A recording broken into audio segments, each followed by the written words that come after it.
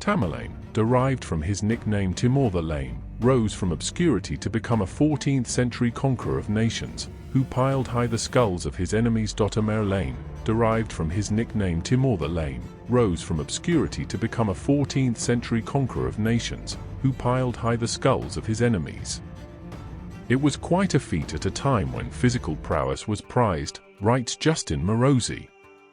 Think of the greatest conquerors of all time and chances are you'll quickly list Genghis Khan and Alexander the Great. It is rather less likely, unless you come from Central Asia or the Muslim world more widely, that you'd spare a thought for Tamerlane. Yet in many ways this Tartar warlord, born near Samarkand in 1336 in what is now Uzbekistan, outshone both the Macedonian king and the Mongol warlord. Unlike Alexander, Tamerlane was not of royal blood, but came from humble stock. He began his world-conquering rampages as a petty sheep-rustler among the steppes and high mountain passes of Central Asia.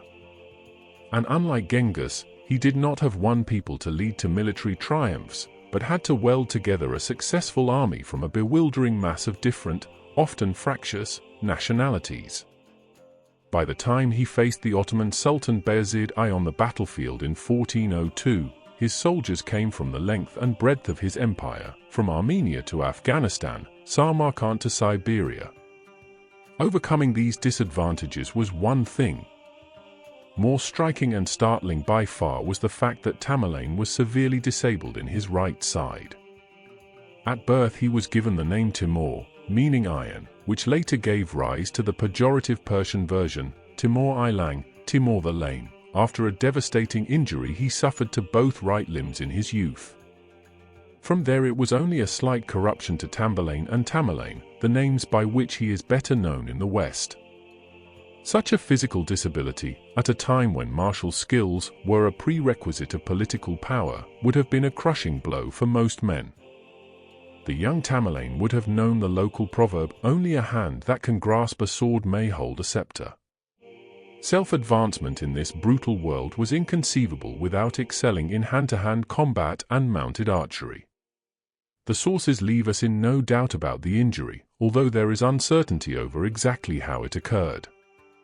It probably happened in about 1363, when Tamerlane was serving as a mercenary for the Khan of Sistan in Khorasan, in what is today the Dasht-i-Margo, Desert of Death, in southwest Afghanistan. Another source, the extremely hostile Ibn Arab Shah, a Syrian chronicler from the 15th century, says a watchful shepherd spied Tamerlane prowling about his flock of sheep, smashed his shoulder with one well-directed arrow and loosed off another into his hip for good measure. Mutilation was added to his poverty and a blemish to his wickedness and fury, writes the Syrian with a contemptuous flourish. Clavijo, the Spanish ambassador who visited Samarkand in 1404, records how Tamerlane encountered a large party of horsemen from Sistan, who slaughtered many of his men. Him too they knocked off his horse, wounding him in the right leg, of which wound he has remained lame all his life, whence his name of Timur the Lame. Further he received a wound in his right hand, so that he has lost the little finger and the next finger to it. A Soviet archaeological team led by Mikhail Gerasimov opened Timur's exquisite tomb in Samarkand in 1941 and found that he was a lame, well-built man of about 5 feet 7 inches. An injury to his right leg, where the thigh bone had merged with his kneecap, left it shorter than the left, hence the pronounced limp referred to in his scornful nickname. When walking, he would have dragged his right leg, and his left shoulder was found to be unnaturally higher than the right.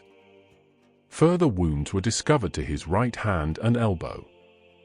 For his 14th century enemies, such as the Ottoman Emperor and the rulers of Baghdad and Damascus, Tamerlane's lameness provided an easy opportunity to sneer, but mockery was easier than beating him in battle. By the time he died, en route to war with the Ming Emperor of China in 1405, Tamerlane was undefeated on the battlefield after 35 years of constant campaigning. Rarely can any man, let alone an aspiring world conqueror, have overcome physical disability with such terrifying ease, as hundreds of thousands of Asians, brutally slaughtered and decapitated, discovered to their cost. If you like my videos, please subscribe to my channel. Thank you.